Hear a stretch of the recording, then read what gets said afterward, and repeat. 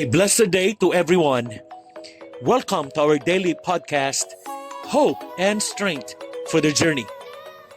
Our scripture verse for today is found in the book of Psalm chapter 133 verse 1 tells us, "How good and pleasant it is when God's people live together in unity." Ang pagkakaisa ay isang makapangyarihang puwersa na nagbabago ng mga komunidad, nagpapalakas ng mga relasyon, at nagbibigay kaluwalhatian sa Diyos. Ang Psalm 133 verse 1 ay maganda at malinaw na ipinapakita ang esensya ng nangyayari kapag ang mga tao ng Diyos ay nagkakasama sa pagkakaisa. Inilalarawan nito ang pagkakaisa bilang mabuti at kaaya-aya na nangangahulugang hindi lamang ito nakalulugod sa Diyos kundi nagbibigay rin ng kagalakan at kasiyahan sa mga namumuhay dito. In a world often divided by opinions, backgrounds, and differences, unity has the ability to break down walls and build bridges. It allows us to combine our strengths and gifts for a greater purpose, creating a synergy that multiplies our efforts. Unity in the body of Christ reflects the unity of the Father, Son, and Holy Spirit, and becomes a powerful testimony to the world of God's love and peace. As we reflect on this verse, we will explore how unity among believers is a source of blessing, strength, and growth, and why it is so essential for the church and community today. Here are several benefits derived from the power of unity as highlighted in this verse. Number 1, divine blessing, God's power. The passage suggests that unity among believers attracts God's blessings. Kapag ang mga tao ay namumuhay ng magkakasama sa pagkakaisa, sila ay umaayon sa kalooban ng Diyos na nag-aanyaya ng kanyang pabor at biyaya sa kanilang mga buhay at komunidad. Number 2, strengthen relationships, meaning building bonds. Ang pagkakaisa ay nagpapalalim ng mga relasyon sa pagitan ng mga individual. When people come together with a shared purpose and vision, trust and friendship grow, leading to stronger, more resilient communities. Amen. Number 3, increased effectiveness, meaning collective impact. Ang pinagsamang pagsisikap ay nagpapalakas ng bisa ng isang grupo.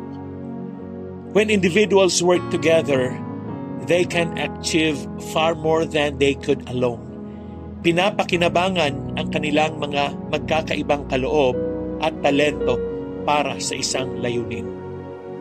And number 4, peace and harmony, meaning reduction of conflict. Unity promotes peace as it encourages understanding, cooperation, and forgiveness.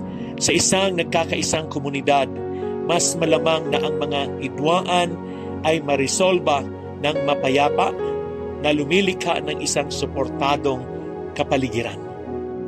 And number 5, encouragement and support. Mutual support, ibig sabihin.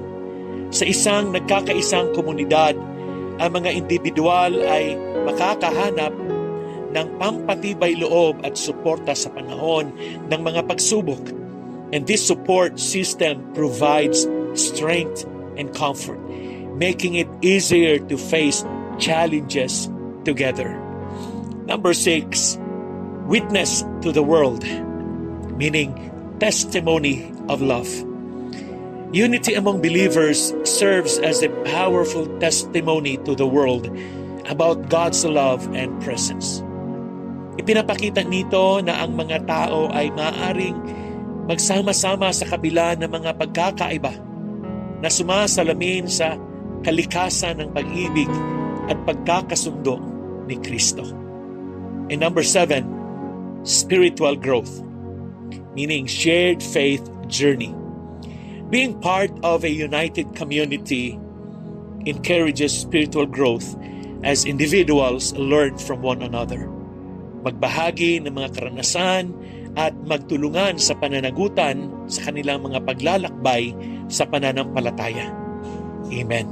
And as I wind up, Psalm 133 verse 1 reminds us of the goodness and pleasantness of living in unity.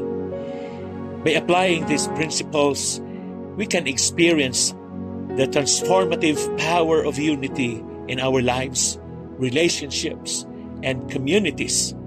As we commit to fostering unity, we not only glorify God but also reflect His love to a world in desperate need of harmony and peace.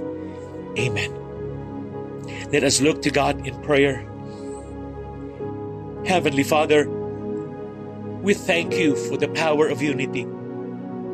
Help us to set aside our differences and focus on what unites us, our faith in You. May we be one in spirit and purpose, working together to build Your kingdom.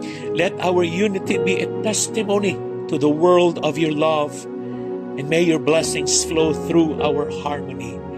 In Jesus' name, amen and amen.